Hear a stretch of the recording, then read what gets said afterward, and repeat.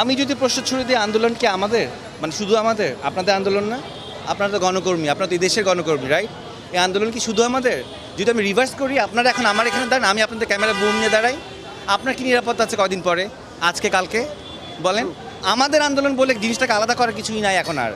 এখন শুধু একটা গোষ্ঠী ছাড়া, তুমি বলো নাহলে আমি বলি, এখন যে কোনো একটা গোষ্ঠী ছাড়া সমগ্র জাতির একটা, আপনি জিজ্ঞেস করেন ইন্ডিভিজুয়ালি, যদি সম্ভব হয় জিজ্ঞেস করেন, কেউ চায় না এই গভর্নমেন্ট কেয়ার, কেউ চায় না।